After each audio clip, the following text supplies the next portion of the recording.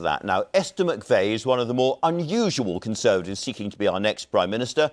She didn't go to Oxford or private school. The former Work and Pension Secretary is a working-class star of the Tory right who plans to take us out of the EU with a no-deal exit later this year, and she's with me now.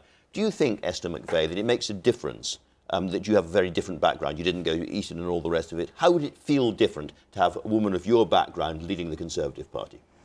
Well, our party is a broad church. It always has been. It's about meritocracy. And for me, our party is also about social mobility. It's about anybody can come from anywhere and achieve the highest post in the land, so long as they are prepared to work hard enough, so long as they can get a good team together, and so long as you've got a vision that reaches out to the country. And that's why I'm travelling the country all the time as part of a pub roadshow with blue-collar Conservatives to really hear what people want us to do. Once we've delivered Brexit, what do they want after that? Well, and they want money in schools, they want money going to police, and they also, which I've announced today, is the public sector pay guarantee, because people want to know that they're going to have a fair crack at the whip too. But we're not there yet, we're not out of the EU yet, and your position on that is essentially that there's not going to be another negotiation, they're not really going to negotiate, so we have to be prepared to leave at the end of October with no deal if necessary. So I'm being very honest about, A, what's happened to that withdrawal agreement. It was absolutely defeated in the House. So the House don't want it, MPs don't want it. In the country, in the EU elections that we saw, people do not want that withdrawal agreement. So now we've got to say, no, no bits of tweaking is going to get that withdrawal agreement right. And equally, when Theresa May got the extension to the 31st of October, they'd said, we're not opening that withdrawal agreement. And on top of that, so I think other candidates have got to be really honest, to get this through by the 31st of October, if that is key to you, you couldn't even get an act through on the floor of the House. So what I'm saying is actually what is possible. Let's come on to that in more detail. But to be absolutely clear, your policy feels to me almost identical to Nigel Farage's policy. Is there any real difference between you and Nigel Farage about how we get out on the 31st of October? Well, I know what I'm saying. I don't necessarily know what he's necessarily saying, but exactly I'm saying... There's no difference. I'm saying we want a free trade agreement. Yeah. I'm saying no deal is back on the table, because anybody who's done any negotiations knew as soon as the Prime Minister took no deal off the table, you'd ruined your negotiation hand. So I'm looking for what's the best for the country with a free trade agreement. That is exactly the same policy as the Brexit party. You've called Nigel Farage a tour de force. You've been quite warm towards him compared to other Conservatives. Would you work with him? He wants to be part of this process. He wants to be part of the negotiation. If you win this campaign, if you become Prime Minister, do you open the door to Nigel Farage? What I would be doing was delivering Brexit. So we don't yes or need... No? Sorry, do you open the door to Nigel Farage? Listen, we don't need a Brexit party once we've delivered Brexit. The whole reason this campaign came about is because we never got out of the EU on the 29th of March. So one step at a time. And what I will do is no negotiations, because we need to be out on the 31st of October. You've also said that if you become Prime Minister, your cabinet, for that period at least, would not include Remainers. So can we be clear? You get rid of the Chancellor of the Exchequer, you get rid of the Foreign Secretary, you get rid of the current Brexit Secretary, you get rid of, I think, about 20 of the current cabinet are Remainers. So you clear them all out. So this is what I said. There's a limited time until the 31st of October. And what we've got to make sure that the Cabinet believes in leaving on the 31st of October. Now, if they voted Remain but now believe in leaving on the 31st of October, because what we don't want, because there's hardly any time there, I can't have people saying this isn't what we want to do. You can't have people resigning. Sure. You've now got to work together to make sure we get out. And then once we've got out, anybody can be in the cabinet, because then we go back to Conservative values to deliver our promises to the country. So you become Prime Minister. There's quite a clearing out of the current cabinet. You then sit down with your new cabinet, presumably including people from the ERG and so forth. You sit down with Sir Mark Sedwill, who's the Cabinet Secretary, and he presumably tells you what he told Theresa May in his leaked letter. And he says no deal would mean food prices going up by 10%, our national security being disrupted, Britain becoming less safe, many, many businesses having to be bailed out, direct rule in Northern Ireland, and the stability of the Union would be in jeopardy. That's what your Cabinet Secretary says. Do you get rid of him as well? Well, he's got two jobs at the moment. Maybe he needs to spend a little bit more time on the Cabinet Secretary too. But actually, I like Mark Sedwill.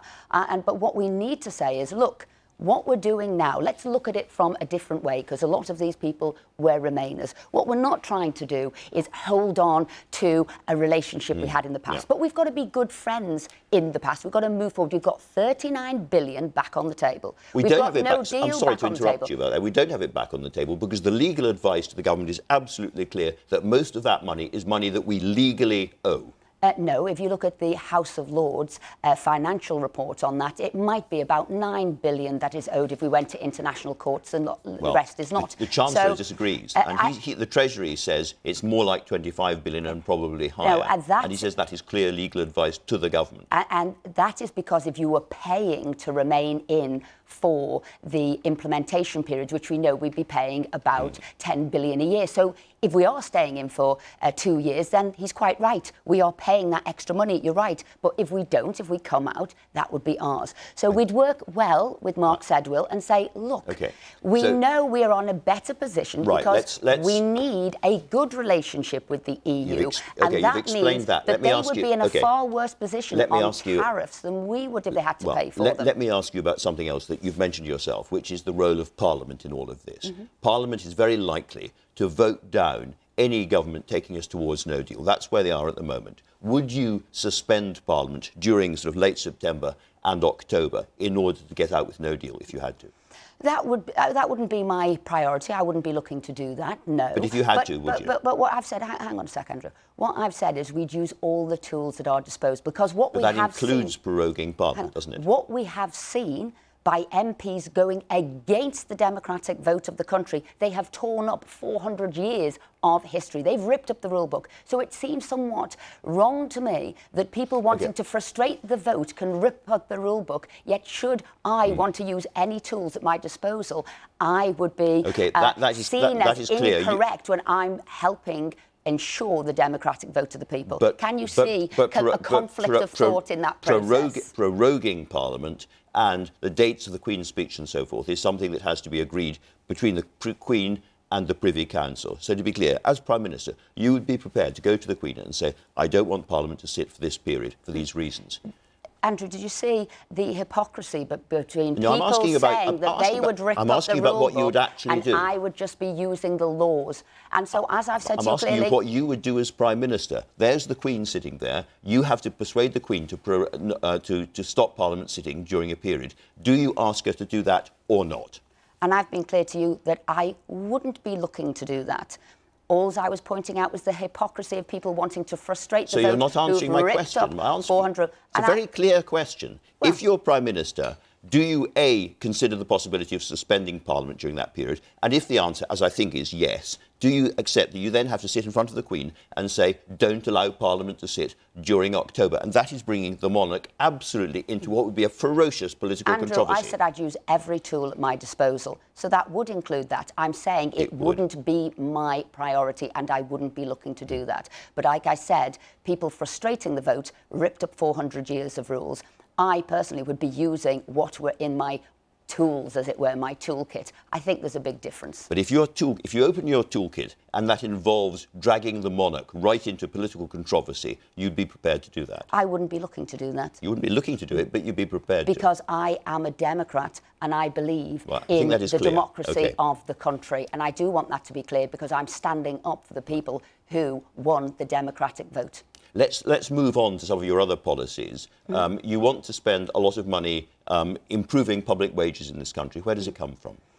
Well, what we've looked at that, because I believe, and this is a guarantee, that people would get either the highest, whether it was inflation or whether it was their pay review body amount. And I'd said, I believe when we leave the EU, there will be a growth. I do believe with free trade agreements, we will be growing this economy, which the Conservative government's already done. But if that weren't the case, and people like you don't believe that is the case, there is money put aside. There is money. Well, what do you believe? I work for the BBC. I don't ever talk about my beliefs. OK, you don't have a view on it, OK. I would guarantee that money because, A, as we know, Philip Hammond has already said he's squirreled away, coming up to £26 billion.